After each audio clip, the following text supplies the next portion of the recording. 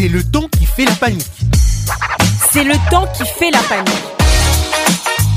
Une émission qui vous explique l'inflation des paroles dangereuses en RDC. Chaque jour, dans les médias et surtout les médias sociaux, nous constatons que la manière dont nous parlons entre nous crée de plus en plus de divergences. Et souvent, on ne réalise pas que nos paroles peuvent provoquer un sentiment de haine envers l'autre. C'est le temps qui fait la panique. Une émission de Bénévolencia en partenariat avec Radio Okapi.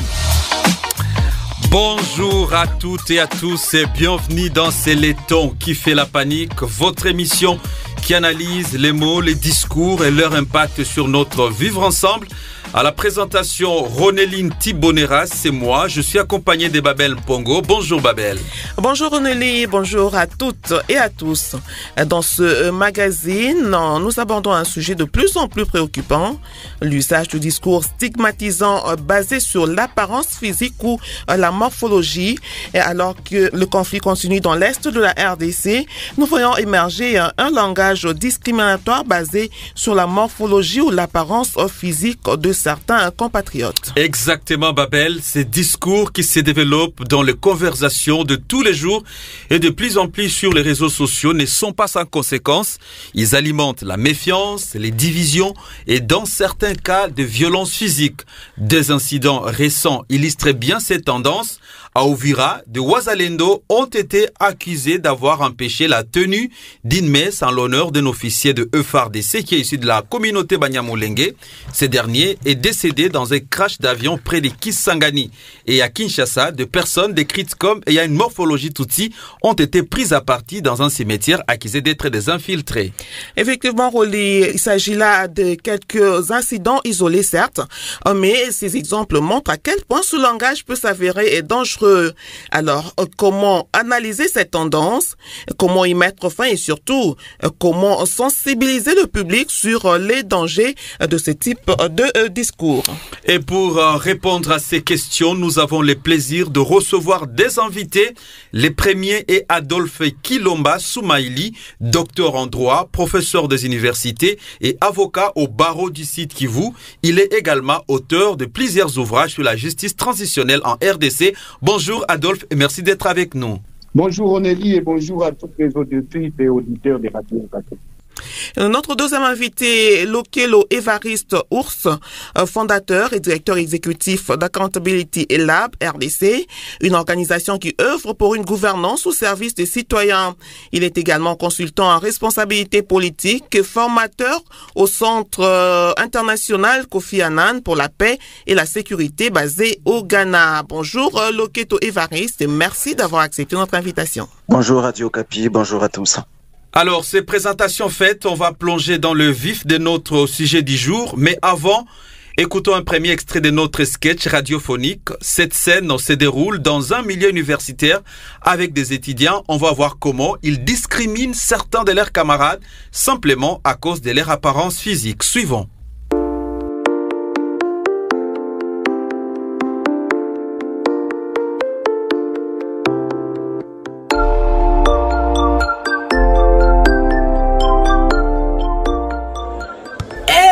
C'était là que viennent-ils faire sur les terrains? Balaka Fani n'y a pas. Mais attends, et ils ne vont pas jouer ces matchs. Comment ça ils vont pas jouer? Attends, qu'est-ce que tu n'as pas capté? Ils sont out. C'est terminé, j'ai dit. Vraiment? C'est terminé. Avant ils ne joueront jamais avec nous. Mais pourquoi ça? Pourquoi pas? Attends, s'il vous plaît. Ils ont fait quoi pour être virés? Ils font quand même partie de l'équipe de l'université, Papa, non? ne fais pas l'idiot, ok? Est-ce que tu les as bien regardés? Avec leurs grosses têtes comme des calebasses là, ils ne peuvent pas jouer. Moi j'ai décidé qu'ils ne doivent plus jouer. Donc la forme de leur tête, c'est devenu un critère pour dégager quelqu'un d'un match de foot. Attends. Non mais attends, tu ne savais pas ça? Oh là là. Écoute, tous les étudiants avec des grosses têtes comme ça viennent de la zone des gars sans cœur. Comme eux là. Exactement. Fais gaffe. Frérot, ces grosses têtes là que vous voyez là, c'est plein de poissons, de haine et de trahison. Arrête ton cinéma, Kitoko, arrête. Laissez-le jouer avec nous. C'est ensemble qu'on est fort. Écoute, tu zappes qu'on s'est entraîné avec eux depuis. Et alors? On a travaillé ensemble avec eux. Et oui, écoute, je t'assure que Kitoko dit vrai. Non mais sérieux? Si on les laisse jouer, ça va finir en désastre. Désordre total. Désordre devant Watati, avec leurs... Ces gens sont tellement dangereux. Très dangereux. Vous ne pouvez pas jouer avec eux. Dire ça. Non.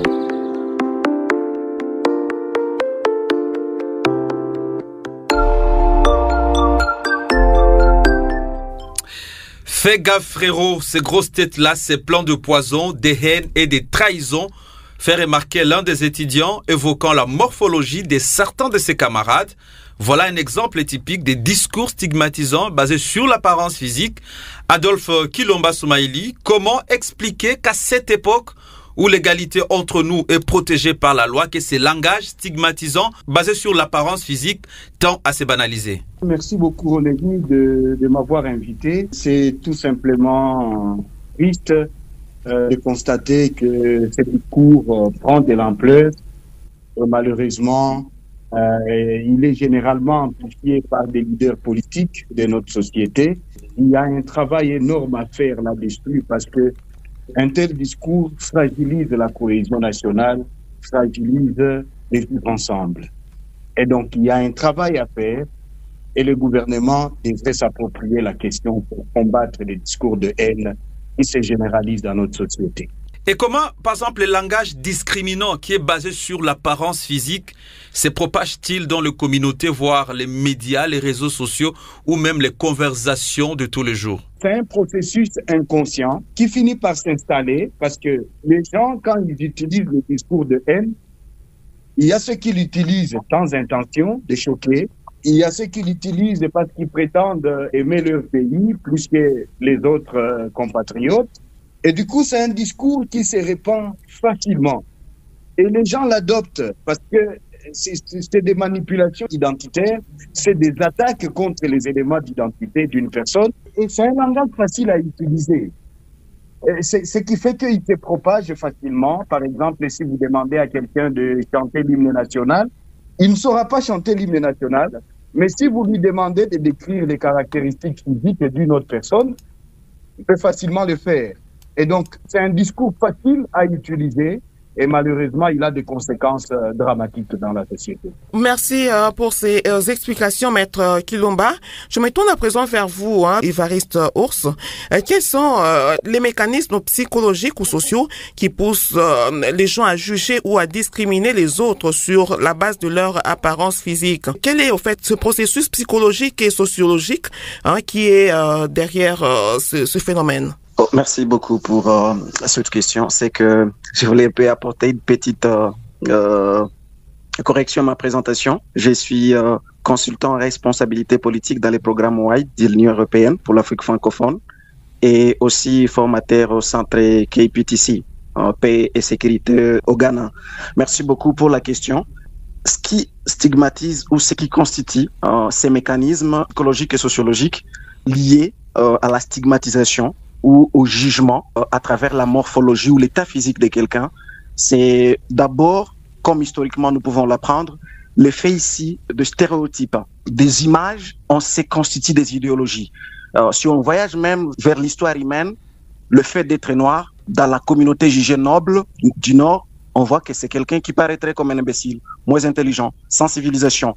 Et cela affecte les générations au fil du temps pour se dire, quand on voit quelqu'un comme ça, il peut paraître comme ça. Donc, de l'apparence de quelqu'un, les gens se constituent des images et qui, le plus souvent, sont des fausses images sur ces personnes-là. Il est moins court, par conséquent, c'est quelqu'un qui puisse être inapte. Il peut pas savoir sauter, il peut pas être intelligent. Et les gens se développent ce pensée-là et ils en font une réalité et malheureusement qui constitue toute une croyance qui alors affecte plus cette croyance. Et ça, c'est de la personne envers une autre.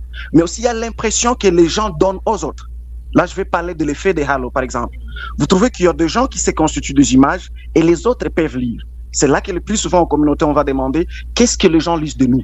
Qu'est-ce que nous reflétons aux yeux des autres? Ce que nous faisons aujourd'hui, qu'est-ce que les autres comprennent? Ce que nous disons aujourd'hui, qu'est-ce que les autres comprennent? Et de tout ceci, pour revenir dans le contexte, chez nous en RDC, il y a cet aspect ici qui est lié aux faits historiques. Qu'est-ce que les gens connaissent de telles catégories de morphologie sociologique? ou anthropologiques. Et les gens peuvent se constituer sur la base de cette éducation qu'ils ont reçue sur ces individus-là et constituent des croyances et mener ainsi des jugements par rapport à leurs actions ou à leurs réactions au sein des communautés, ce qui amènerait alors à des discriminations, à des stigmatisations, comme des effets systémiques qui peuvent en découler. Merci, Monsieur Loketo Évariste, pour ces explications. Nous allons écouter maintenant un deuxième extrait de notre sketch, toujours avec nos amis les étudiants. Alors que les discours basés sur la morphologie se banalisent sur les campus, on verra comment la situation finit par s'envenimer. On écoute cette scène et on se reparle juste après.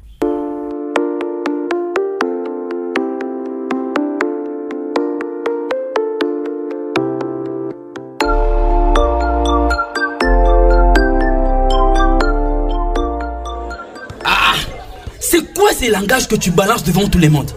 Amani, c'est quoi ces langages? C'est inacceptable que des coéquipiers qui savent jouer soient écartés juste parce que leur morphologie ne te plaît pas. Qui t'a dit? C'est inacceptable. Oui, ceux qui se ressemblent s'assemblent. C'est ça. Tu vois, là, c'est ma copine. Voilà pourquoi tu t'agites comme en prenant leur défense. Non, c'est pas ça. Oui. Je les défends parce que tu fais une discrimination identitaire. Juste à cause de leur morphologie. C'est pas normal. Tais-toi. On sait déjà avec qui tu traînes maintenant là. Mais on va pas lâcher cette affaire. On va pas lâcher. On sait depuis longtemps que ce type, c'est elle qui fout tous les problèmes sur notre campus. C'est elle. Oui, exactement. C'est à cause des gens trop naïfs comme toi qu'ils traînent encore. Yo, qu'est-ce que tu bien monté? Mon cher Amani, nous là, on lâche rien. Rien du tout. On lâche rien, on lâche pas. On sait que partout où ils passent, c'est que galère et nuages, ils empêchent même le soleil de briller comme avant. Mon ami, je te dis, si on a perdu les derniers matchs là, les matchs qu'on a joués la dernière, c'est parce que on a fait jouer ces on a fait jouer ces voyous. C'était une erreur de jouer avec eux. Il faut qu'on évite ces types là, il faut qu'on les évite. Oui. Amani, je comprends maintenant. Donc, c'est à cause de ces grosses têtes-là qu'on a perdu. Arrête ça, Tito. Et s'il te plaît, Tito, arrête avec tes accusations bidons. Arrête. Jamais. Tu crois qu'on a oublié que tu avais bu ce jour-là avant le match? Oui. Tu m'as c'est évident qu'il a déjà choisi les camps de ces serpents. Qui se sont réunis autour du leadership de Mbouta. Oui. La grosse tête là de méchanceté que t'as. Tu as raison. Mais Amani, tu as raison. C'est Mbouta va faire son coup foireux. C'est sûr. Mon cher, il faut rester alerte, je dis. Et puis le gars, bouffon, on l'a mis sous. Soyez vigilant. Faut qu'on se serre les coudes pour virer ces intrus du terrain direct et les sortir de la team. Il faut Malato comme vous n'avez pas le droit de les faire partie. Non, c'est pas vous les autorités. On s'en fout. Vous n'êtes pas les autorités. On s'en fout de vous.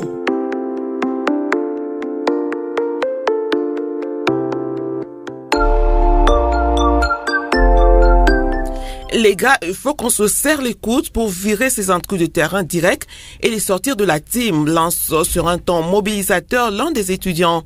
Adolphe Kilomba, dites-nous de quelle manière ces discours stigmatisants basés sur le faciès, sur l'apparence physique des uns et des autres peuvent affecter la cohésion sociale et le vivre ensemble en RDC et même dégénérer vers des violences physiques.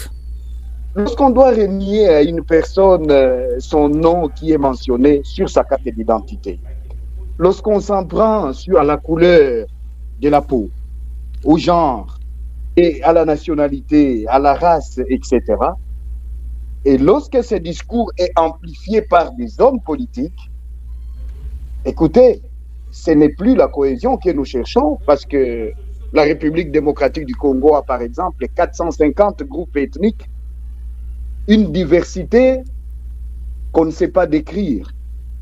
Alors, comment faire accepter les différences sans que cela ne dégénère dans les conflits et la violence? C'est ça le problème que nous avons, mais malheureusement, ce discours est amplifié.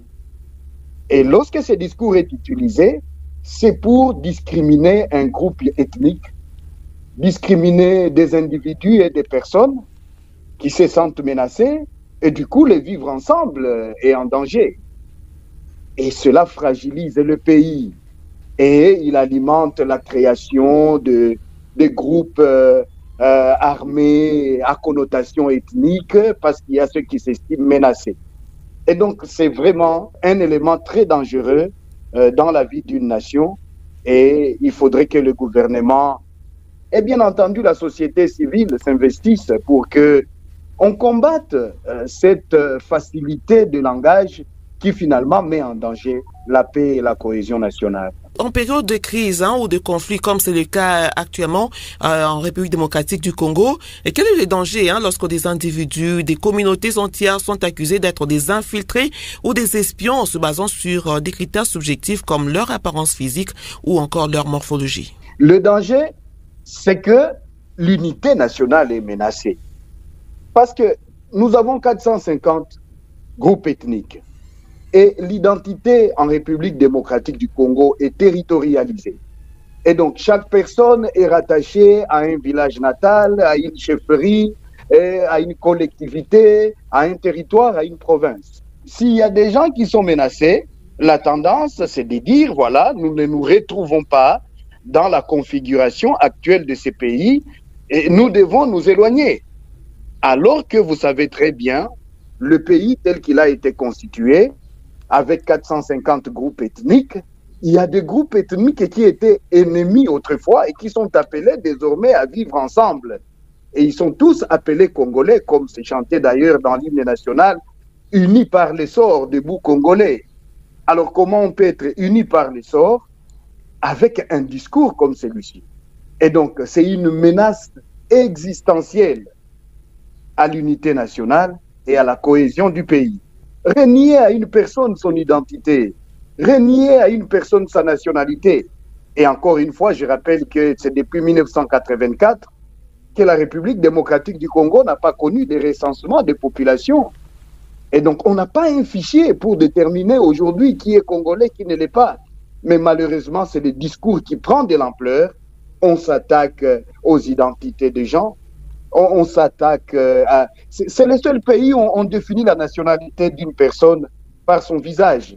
Et donc, c'est extrêmement dangereux, surtout dans cette période des conflits. Et c'est une question qu'il faut résoudre absolument. Merci pour ces explications, maître Adolphe Kilomba. Je me tourne vers Loketo Évariste Ours. Y a-t-il un risque que les discours discriminatoires basés sur la morphologie de certains de nos compatriotes soient exploités par des groupes armés ou des acteurs extérieurs pour s'aimer la division et les chaos en RDC? Oui, certains groupes peuvent se dire, et certains l'expriment tout haut pour du qui porte la cause de discrimination d'un groupe à telle morphologie. On en a. Dans les Katanga, on en a des Bambouti qui se soulèvent. À l'est, nord, sud Kivu, on parle des communautés bantoues, des communautés nilotiques. Il y a des conflits dans le Kasaï, on peut identifier autant dans l'Équateur. Il y a des conflits presque partout en RDC qui peuvent être liés, soit vous êtes pygmée, vous êtes nilotique, vous êtes bantou. Oui, c'est un instrument. C'est une façon pour certains groupes de justifier leur cause. Mais la grande question que nous devons nécessairement nous poser à ce stade ici, est-ce que réellement ces groupes prennent ce langage morphologique pour justifier leur cause d'élite ou c'est juste pour des causes manipulatrices? C'est là qu'on doit tirer l'attention. Et c'est là que ça doit appeler tout acteur engagé dans la reconstruction de la paix, dans le renforcement de la cohésion. Est-ce que ces groupes armés prennent ça pour un prétexte? On vient de le comprendre que la classe politique utilise ça comme un instrument pour justifier leur cause et en grande partie pour des fins égoïstes, pour des intérêts particuliers, pour même des causes étrangères. Et les gens récupèrent pour dire nous sommes là pour défendre la cause de telle ethnie. Et par moments même on vit des ingérences de pays étrangers en RDC pour dire que nous on vient défendre telle communauté alors que c'est une cause congolaise. Donc c'est là qu'on doit tirer plus l'attention. Est-ce que vraiment c'est un prétexte? Est-ce que c'est une cause justifiée pour dire que telle ethnie, telle tribu, tel clan est menacé ou discriminé juste par cause de leur morphologie ou par cause de leur appartenance ethnique? Je pense que c'est là que l'on doit plus attirer notre attention. Et aujourd'hui, quels sont les risques pour la réputation internationale de la RDC si ces discours discriminants basés sur la morphologie se banalisent et que voilà, les auteurs demeurent impunis, cher Loketo Évariste? Je pense que la RDC, bien sûr, s'expose à une conséquence de responsabilité à la fois politique et juridique. Cette cause ici de la discrimination, cette cause de la cohésion nationale, de la cohabitation entre Congolais, c'est une cause, si le gouvernement congolais ou si le Congo est reconnu responsable de discriminer certains groupes ethniques, oui, ça expose les pays. Ça expose même les systèmes gouvernementaux en place à des sanctions, à des limitations, à des privations des avantages de la coopération internationale. La RDC a ratifié beaucoup de conventions, beaucoup de protocoles qui protègent les minorités, qui interdit la discrimination dans toutes ses formes. Et donc, si ça paraît de la responsabilité du gouvernement d'être cause de discrimination, oui, la RDC s'expose à de graves sanctions. Pour revenir dans la cause que nous avons actuellement, c'est de se dire, est-ce que le gouvernement réellement s'expose ou pas? Je suis conscient et je pense que la RDC essaie de faire de ses efforts pour défendre les droits, l'égalité de tout peuple, de toute tribu, de toute ethnie en RDC. Et si on essaie d'analyser les conflits qu'il y a, on va retrouver que dans chaque ethnie, il y en a qui sont dans les côtés à la fois de la rébellion et il y en a qui sont dans les côtés du gouvernement, dans la même tribu ou dans la même ethnie. Et là, qu'est-ce qu'on va dire? Est-ce qu'il y a vraiment discrimination? C'est des questions en réfléchissant qu'on doit réellement se poser. Mais il est encouragé du côté du gouvernement de renforcer des mécanismes, de mettre l'état de droit au service de l'égalité. Que chaque ethnie, que si quelqu'un commet des violations de droits, lié beaucoup plus à la discrimination, quel que soit son niveau, son positionnement politique, qu'il soit soumis à la loi à titre égal de l'appartenance de toutes les autres tribus. Merci pour ces analyses. Je vous invite à présent à écouter un dernier extrait de notre sketch. Cette fois, nos amis les étudiants réalisent les dangers de ces discours discriminants et décident de changer leur manière de communiquer. On écoute.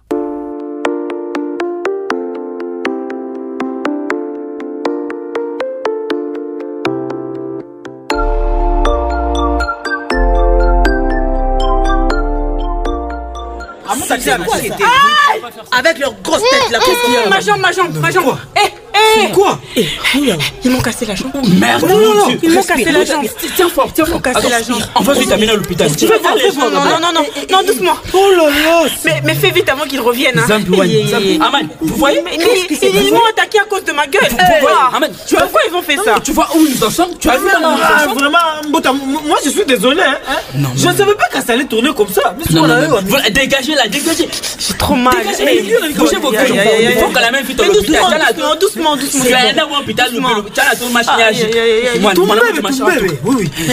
vraiment triste. En plus de Mbouta qui est blessé grave, les maths sera carrément forfait suite à de violences qui ont survenu à cause de vos paroles.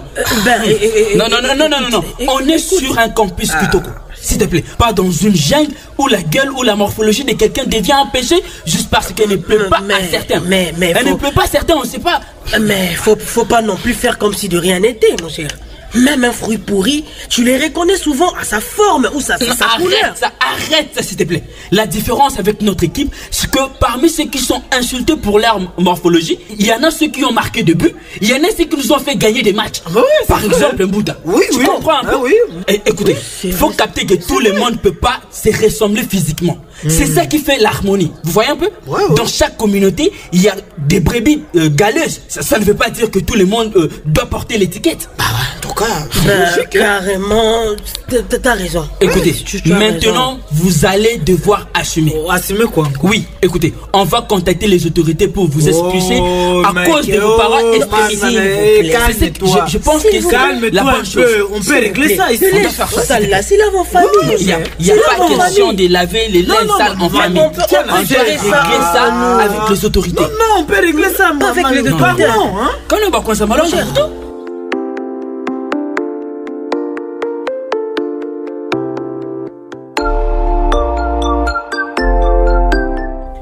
faut capter que tout le monde ne peut pas se ressembler physiquement et c'est ça qui fait l'harmonie. Dans chaque communauté, il y a des brebis galeuses, mais ça ne veut pas dire que tout le monde doit porter l'étiquette, finit par conclure l'un des personnages. La RDC est fière de sa diversité avec plus de 400 groupes ethniques répartis sur 26 provinces. Et comment déconstruire les préjugés sur l'apparence physique qui sème la méfiance et la division entre nous, Adolphe Kilomba? Premièrement, pour moi, il faut enseigner le patriotisme et pas le nationalisme, parce que en ces moments de conflit, il y a l'exaltation du nationalisme qui reste un peu négatif parce que on veut rejeter l'autre, tandis que le patriotisme, c'est la loyauté vis-à-vis de son pays. C'est pour cela que, par exemple, je loue ce que le gouvernement congolais a désormais inséré dans la loi sur les numériques, notamment l'article 356 qui sanctionne ces comportements d'1 mois à 2 ans et d'une amende d'1 million à 10 millions de francs congolais. C'est une disposition qui nous aide. Et l'organe de répression est là, le parquet, aidé par la police. Mais aussi la société civile, sensibiliser la population sur cette question, et il est temps que le gouvernement congolais prenne, élabore une politique nationale de lutte contre le discours de haine, parce que c'est une menace existentielle dans notre pays. Et si on n'y fait pas attention, il y aura toujours ce foisonnement de la violence et des groupes armés qui prétendent protéger leur communauté, se justifiant, bien sûr, de l'usage de ces discours de haine qui se répandent partout. Merci beaucoup donc Adolphe Kilomba. Je vais poser une dernière question à vous, Loketo Évariste. Quel rôle les institutions publiques comme le ministère de la Jeunesse, celui de la communication, encore la Commission nationale des droits de l'homme, peuvent-elles jouer dans la lutte contre ces discours qui ont tendance aujourd'hui à exclure, voire stigmatiser certains compatriotes en se basant sur leur apparence physique? Il est très important d'avoir des plans de manière globale et à la fois au ministère de la Communication, avoir un plan stratégique parce que ça, c'est une cause qui paraît très pertinente et très préoccupante pour la paix, pour la cohésion nationale et de donner des ressources nécessaires pour cela. La politique publique doit être bien définie et ancrée sur ces valeurs de paix, ces valeurs de cohabitation, ces valeurs de considération sociale. Une politique publique ne doit pas être gelée par un monopole d'un parti politique où on trouve que pour certaines causes, d'autres personnes sont discriminées. Donc, il est très important d'avoir une politique inclusive et engageante qui implique tout le monde à la lutte contre ces fléaux qui est en train de ronger et de brûler notre nation. La technologie aujourd'hui nous aide. On peut savoir traquer quelqu'un qui envoie un message de haine. Il est très important à souligner aussi que la solution, certainement, cela ne doit pas être qu'une solution juridique. Non. On doit avoir des solutions à la fois préventives aussi. On doit éduquer les gens, sensibiliser les citoyens, éduquer le parti politique et responsabiliser les partis politiques parce que c'est des grands manipulateurs de ceci. Avoir même une loi très adaptée aujourd'hui qui gère les politiques. La responsabilisation des partis politiques est très importante dans la pacification nationale du pays, dans la paix, dans la lutte contre les discours de haine. Donc, cet aspect ici doit être diversifié. Sur le plan culturel, le gouvernement doit avoir un plan qui inclut. La rumba aujourd'hui, qu'est-ce qu'elle nous chante? Les chansons les plus célèbres que les médias diffusent, ce sont que des chansons d'éducation diffusent. Mais quelle est la politique pour promouvoir la culture et les arts au service de la paix, au service de la lutte contre le discours de haine? Cette lutte doit être multidimensionnelle, multisectorielle, afin de s'assurer que la paix, la cohabitation, les Congos est pour chaque Congolais, pour chaque ethnie, pour chaque tribu, et que la différenciation n'est pas une antivaleur, mais plutôt une richesse culturelle que nous devons exploiter pour le bien-être et le développement de notre pays. Merci beaucoup. Voilà, c'est sur cette note que prend fin cette émission. Ce que nous retenons de cette discussion, c'est que les mots ont un pouvoir. Ils peuvent diviser, blesser, alimenter des violences, mais ils peuvent aussi rassembler, guérir et construire notre avenir commun. En période de crise, il est important de choisir nos mots avec soin car ils façonnent non seulement nos relations mais aussi l'avenir de notre nation. Oui, Renoli, les discours stigmatisants basés sur l'apparence physique sont une menace pour notre cohésion sociale et notre unité nationale.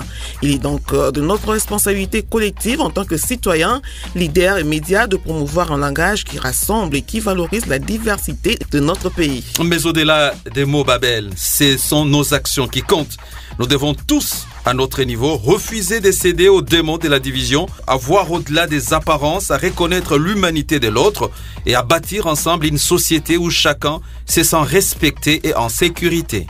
Merci à nos invités, Maître Adolphe Kilomba Soumaïli et Loketo Évariste Ours, d'avoir alimenté cette discussion. Merci également à Debs Vita qui nous a accompagnés du côté de la régie technique, bien entendu. Merci à vous, chers auditeurs, pour votre fidélité à ce programme. C'est le temps qui fait la panique et qui est une émission proposée par l'ONG La Benevolencia en partenariat avec Radio Okapi. Retrouvez cet épisode en rediffusion ce samedi à 11h05 et 19h05 ou en podcast sur notre site internet www.radiookapi.net et www.abarirdc.net. Et n'hésitez pas à partager vos commentaires et suggestions sur nos pages Facebook et X. À très bientôt. Au revoir. Au revoir. C'est le temps qui fait la panique. Une émission de Benevolencia en partenariat avec Radio Okapi.